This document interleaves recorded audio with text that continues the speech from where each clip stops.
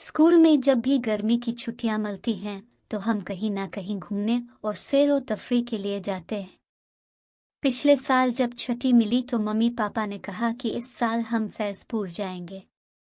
फैजपुर एक तारीखी गांव होने के साथ घने जंगल से घिरा हुआ है।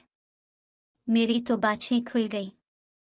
मैंने जोर विश्वास से सफर पर जाने के लिए अपनी तैयारी शुरू कर दी। मम्मी पापा, मेरे छोटे भाई और दोनों बहनों की तैयारियां चल रही थी। हमने अपना अपना सामान अपनी अपनी बैग में रखा। खाने पीने की चीजें, बिस्कुट, टाफियां, चॉकलेट और चोले वगैरह भी ले लिए, क्योंकि हमें अगले दिन सुबह सवेरे उठकर सफर पर जाना था। इसलिए आज हम सब रात का खाना खाने के बाद जल्दी से सो गए। लेकिन मेरी आंखों से तो नींद उड़ी हुई थी।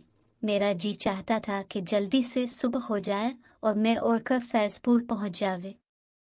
अगले दिन हम सुबह जल्दी उठे और नहा धोकर तैयार होने लगे।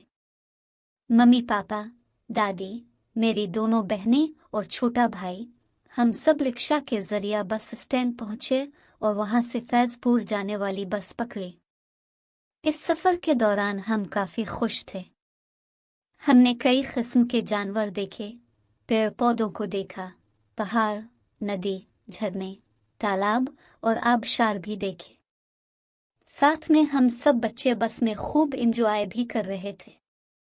हम घने जंगल के किनारे सड़क से गुजर रहे थे कि तभी अचानक हमारी बस खराब हो गई। कई मुसाफिरों का तो डर के मारे बुरा हाल हो गया, लेकिन हमें तो मज़ा मिल रहा था कि अब बस को दुरुस्त करने में काफ़ी वक्त लग जाएगा और हम सामने के जंगल की सैर कर लेंगे। ये सोचकर हम फौरन बस से बाहर कूद पड़े। बस ड्राइवर ने कहा कि बस को दुरुस्त करने में 1-2 घंटे लग सकते हैं। जंगल में घूमने का शौक तो हमें बचपन ही से रहमानी पब्लिकेशन से छुपी हुई कहानियों की किताबें पढ़ पढ़ कर हो गया था। आज बड़ा अच्छा मौका मिला था जंगल की सैर करने का। जब पापा से इजाज़त चाही तो उन्होंने मना कर दिया कि जंगल में शेर, चीते और दूसरे खतरनाक जानवर रहते हैं, मुमकिन है तुम लोगों को नुकसान पहुंचा दे। हम बच्चे बड़ों का कहना कहाँ मानते हैं। पापा की बात को सुनी करके निकल पड़े जंगल की सैर को। जंगल में घूमते घूमते हमें पता ही ना चला कि हम कहाँ आ गए। हमें बहुत डर लगने लगा और एक बच्चा हमको डराने के लिए शेर की आवाजें निकालने लगा। जब हम और ज्यादा डरने लगे तो वो हमें देखकर जोर जोर से हंसने लगा। हम समझ गए कि वो हमें डरा रहा है।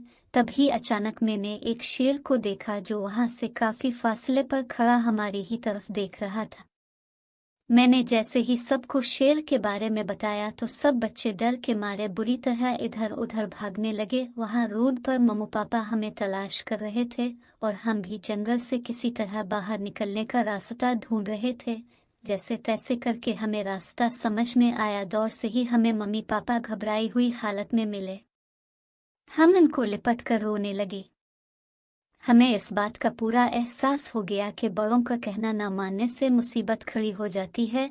वो तो आज हम खुदा के फजल से बच गए, वरना शेर हमको देख लेता तो हम अपने मम्मी पापा से भी ना मिल पाते और ना ही फैजपुर की सैर कर पाते।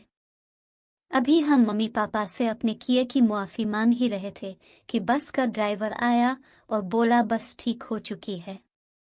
ये सुनकर हम सब बस की तरफ चल पड़े फैजपुर जाने के लिए।